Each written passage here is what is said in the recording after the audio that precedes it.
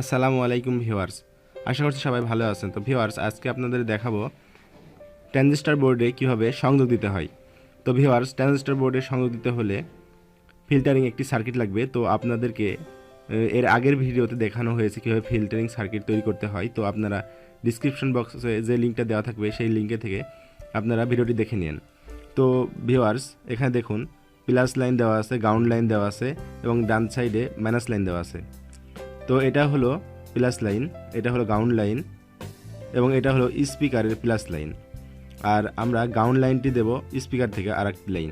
তো এটা সব দিকেই এটা সরিয়ে দেওয়া আছে, চারিদিকে লাইন দেওয়া আছে। তো এটা গ্রাউন্ড লাইন আপনারা দেখতে পাচ্ছেন। তো প্রথমে আমরা মাইনাস লাইনটি দেব। তো আমরা একটি তারের মাধ্যমে মাইনাস লাইনটি দেব। তো আমার হাতে একটি নীল তার দেখতে পাচ্ছেন। তো এই নীল তারের মাধ্যমেই আমি মাইনাস লাইনটি দেব। তো মাইনাস লাইনটি আপনাদেরকে ক্যাপাসিটরের মাইনাস লাইন থেকে তুলে নিতে হবে। তারপরে বোর্ডে যেখানে মাইনাস চিহ্ন দেওয়া আছে এখানে মাইনাস লাইনটি দিতে হবে। তো আপনারা ঠিকভাবে লাইনটি দিয়ে নেবেন। আপনাদেরকে আমি দেখিয়ে দিচ্ছি। এরপরে আমরা প্লাস লাইনটি দেব। তো ডান দিকে দেখুন ক্যাপাসিটরের কোনো চিহ্ন দেওয়া নেই। তো এদিকে ক্যাপাসিটর সাধারণত প্লাস হয়। তো এখানে আমি সংযোগ করে দিচ্ছি। এরপরে এখানে যে আপনারা দেখতে পাচ্ছেন প্লাস লাইনটি দেওয়া আছে, এই প্লাস লাইনটিতে আমরা এই লাল তারটি লাগিয়ে দেব।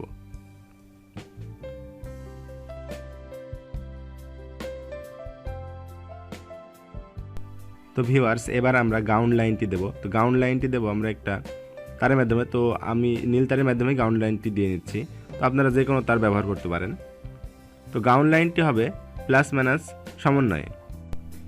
তো এই লাইনটি সাধারণত ট্রান্সফরমার মেন লাইন হিসেবে, যেটা জিরো হিসেবে ধরা হয়। তো এই জিরোটাই আমরা গ্রাউন্ড হিসেবে ব্যবহার করি। তো গ্রাউন্ড লাইনটি ক্যাপাসিটারের প্লাস এবং মাইনাস সমন্বয়ে থাকে। তো আমরা এই গ্রাউন্ড লাইনটি, এই গ্রাউন্ড যেখানে জি লেখা আছে সেখানে আমরা লাগিয়ে দিলাম। ভিউয়ার্স, আমরা এই মাইকটি এই বোর্ডের মাধ্যমে বাজাবো 4টি ট্রানজিস্টর মাধ্যমে। তো 12 ভোল্ট দিয়ে। আশা করছি এই 12 ভোল্টের মাধ্যমে আমরা যে ট্রানজিস্টর বোর্ডটি তৈরি করেছি এটা খুব শক্তিশালী সাউন্ড কোয়ালিটি দেবে। তো আমরা এবার সংযোগ দেব স্পিকারের। তো আপনারা ভালোভাবে লাইনটি দেখে নিন। আমরা এখানে স্পিকারের লাইনটি দেব এবং গ্রাউন্ড লাইনে আমরা স্পিকারের লাইনটা দেব।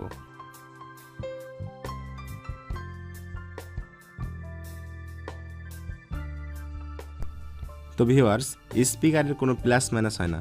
তো আপনাদের এই ভুলটা ভাঙানোর জন্য আমি প্লাস লাইনে মাইনাস লাইনটি লাগিয়ে দিলাম এবং গ্রাউন্ড লাইনে আমি প্লাস লাইনটি লাগিয়ে দেখিয়ে দিলাম। তো আপনারা নিঃসন্দেহে এই কাজটি করতে পারেন। তো আমি স্পিকারের লাইনটি শেষ করে দিলাম, লাইন দিয়ে শেষ করে দিলাম। আপনারা ঠিকভাবে লাইনটি দিয়ে নেবেন। লাইন আপনারা কখনো ভুল দেবেন না, তা না হলে কিন্তু এই লাইনটি বাজবে না এবং পরে আপনি আমাকে বলবেন যে ভাইয়া আপনি কি দেখাইছেন, কিন্তু কোনো কাজ করে না, কোনো কাম করে না, এই কথা বলবেন। তো আপনারা সুন্দরভাবে লাইনটি সংযোগটি ঠিকভাবে দিয়ে তারপরে কাজ করবেন। তো ভিউয়ার্স, এবার আমি এসি কর্ডটি সিরিজ লাইনে দিয়েছি এটা চেক করার জন্য।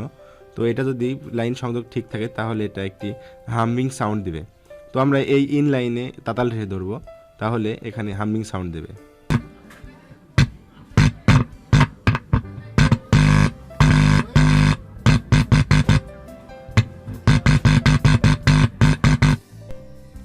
ভিউয়ার্স, যেহেতু লাইনটি ঠিক আছে, এখানে একটা হামিং সাউন্ড দিচ্ছে। তো এবার আমরা 3.5 mm জ্যাকের কানেকশনটি দেব। তো যেটা আমি নখ দিয়ে দেখাচ্ছি এটা হলো সবুজ তার এবং নিচে যেটা আছে এটা গ্রাউন্ড লাইন। তো এটা হবে হলুদ তার। তো আমি সবুজ তারটি লাগিয়ে দিচ্ছি প্রথমে।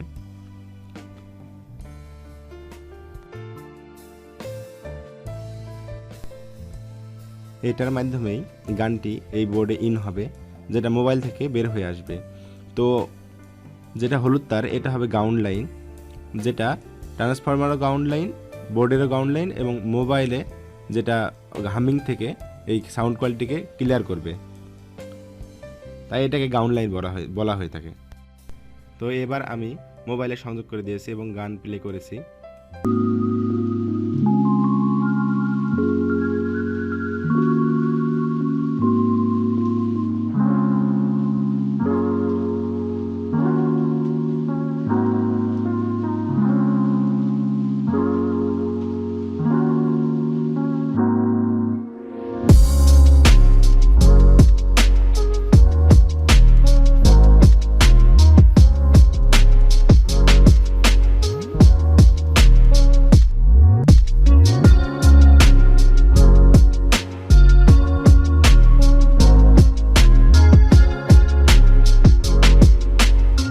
তো ভিউয়ার্স, আমি এখানে দেখিয়েছি মাত্র 12 এই ক্যারেক্টার দিয়ে। তো আপনারা ইচ্ছা করলে 35 এখানে ক্যারেক্টার চেঞ্জ করে বসাতে পারবেন, শুধু ক্যারেক্টার চেঞ্জ করতে হবে। তো আপনি এই ক্যারেক্টারটি চেঞ্জ করে আপনি 35 যদি লাগান, 35 তাহলে একটি 16 ইঞ্চি মাইক বাজাতে পারবেন। তো ভিউয়ার্স, আপনাদের যদি এই ভিডিওটি ভালো লেগে থাকে তাহলে অবশ্যই একটি লাইক দেবেন, এবং যদি কোথাও কোনো সমস্যাজনিত মনে হয় তাহলে একটি কমেন্ট করে দিন, তাহলে আপনার কমেন্টের সাথে সাথে আমি রিপ্লাই দিয়ে দেবো যদি ভিডিওটি আপনি না বুঝতে পারেন। আর যারা এখনও চ্যানেলটিকে সাবস্ক্রাইব করেনি তারা অবশ্যই সাবস্ক্রাইব করে রাখবেন এবং নোটিফিকেশনটি অন করে রাখবেন, যাতে এই ধরনের নতুন নতুন ভিডিও আপনাদের কাছে সবার আগে পৌঁছে যায়।